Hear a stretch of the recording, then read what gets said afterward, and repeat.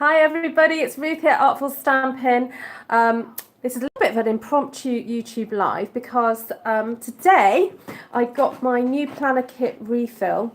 So for the last couple of years I've been using a Filofax to do my planning. So before Stampin' Up came out with their fabulous planner kits, I purchased one of these as a kind of present to myself and my husband one Christmas, and so I kind of love it, and it was an investment, and so I don't want to kind of change system. So I was really pleased when Stampin' Up came out with their own planner kit. However, I think the first year they did it, I have purchased the folder, and so what I did was I used the Filofax calendar that I had been using, and I've stashed like 2017 calendar in that one to keep it, because I can't throw away calendars and diaries. I'm just terrible at that. I've got a bag full of calendars upstairs. And what I then did was I used last year's kit and doctored it so that I could fit it into my Filofax. And so today, arriving at my doorstep is the new one that I was really pleased to see. This gorgeous planner kit here, and it does come with a really lovely binder, but I didn't end up getting that because I didn't need it. But I'm just going through now, adding dates. You do need to, it's worth having a calendar for the year that you're using in front of you as you're doing it, because there are a few little things you need to be aware of. The new design, I think, is fantastic. It's a bit of an upgrade. They've kind of streamlined it a little bit. So in the previous calendar, previous diary, there was a sheet that basically separated the months. So for each month there was one of these, and to be honest, it added too much bulk.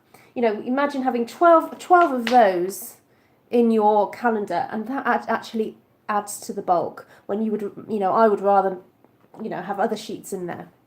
So I was really pleased to see that they have adapted it. So I'll just show you what to expect to kind of put together when you get it. When you open your kit, basically they put similar sheets together, and you have to spend some time sort of figuring it out and lay it all out in front of you, and then kind of set about putting your dates in. It's well worth the effort because it's so pretty. And I love the fact that you could start this planner. You could start it on the 24th of May if you wanted to. You can start this diary at any point of the year. You don't have to wait till January, you don't have to wait till September. You could purchase it any time of the year, and you just start it from where you're going. So if you suddenly decide, you know what, I'm going to be organised from today onwards, you can do it. Okay, so as soon as you obviously get the kit in your hands. So if I just explain to you how it works out. So I've got January here, and that's my front page for January, which is really pretty. And what I tend to do sometimes is use this for putting post-it notes. So if there's things I've got to remember for that month, or I need to say for that month, you can put your post-it notes directly onto that. It's kind of called, I think in Planner World, it's called a dashboard. So you can have that as your dashboard.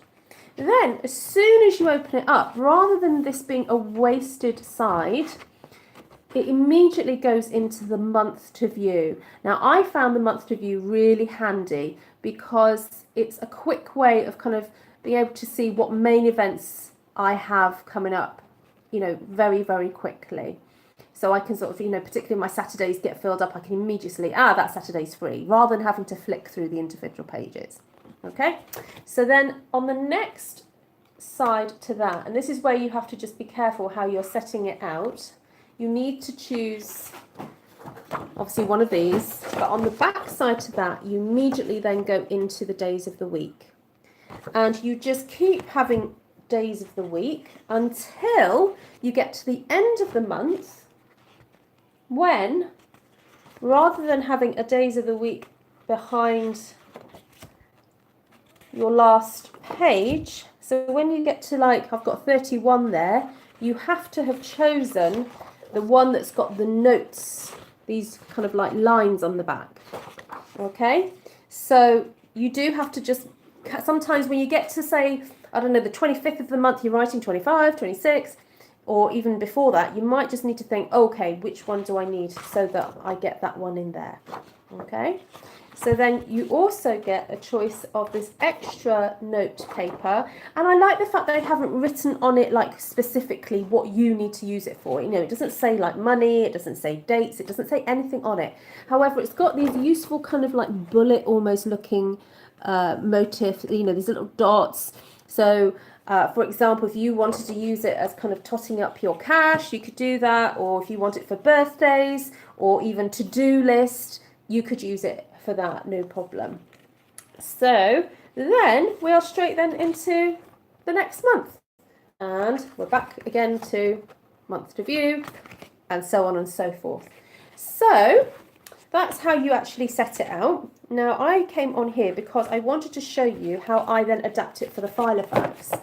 So what I do is I line up, so I'm managing to find I can fit, oh dear, I've just popped that in the wrong way, so I'm going to have to just bear with while I just sort this out, because I've just popped those onto the wrong way. That's it, there we go, January, February, there we go. I find that I can do 2 months at a time with my trusty old crocodile. So I'm going to have to punch some extra holes into this. So to start off with, you need to make sure that the existing holes kind of align up. So I've got myself, I did have on my table a chopstick, there it is. You could use a pen or a pencil. And what I do was line this up to make sure they're all together so that you've got the holes lined up on both sides like this. There we go. Then I get an existing Filofax sheet like that, and I lay it over the top, and so I'm looking to line up these two middle holes, so the middle hole there and the middle hole there, with the holes that already exist on my planner. And then I just pick it up, keeping it all together. Some people like to use binder. You can use a binder clip if you want to make sure it completely stays together, but I think I'll be okay. And I'm using the largest hole on my crocodile. Now, years ago, Stampin' Up used to sell these. They don't anymore, but you can pick them up from various craft outlets. And I do love this. I don't know where I'd be without it. It is great for punching holes in cardboard and, you know, sheets and sheets at a time. I even purchased some inexpensive coloured paper to create my own Filofax sheets because the official Filofax make can be quite expensive, and I just want scrap paper so I can write some notes on. I just bought some inexpensive paper and did that myself. So voila, you can see how that's now going to fit into my trusty Filofax. So I've got up to December here, and I just wanted to start adding January, February, March, possibly April, to my Filofax. So I'm all ready to pop that in and start taking bookings for any parties, events, classes, and so on. And oh, hold on, no, April, March is that way around. I'm going to put it the wrong way around then. And there you have it. So that is my little tip for,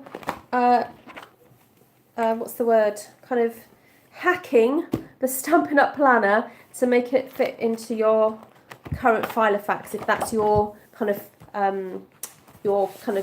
choice of planner, but you still want the gorgeousness of the Stampin' Up one.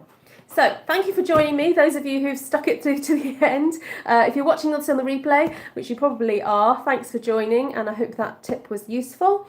And if you'd like to purchase any of these products, it's available on Stampin' Up, artfulstampin.co.uk. I will eventually put a link at the bottom of this video for you to see that. And well, I was going to say something about planning. I've forgotten now. Yeah. Well, I find this super useful. Very helpful to just help myself keep track of things that I'm doing. So lovely. Take care for now. See you later. Bye.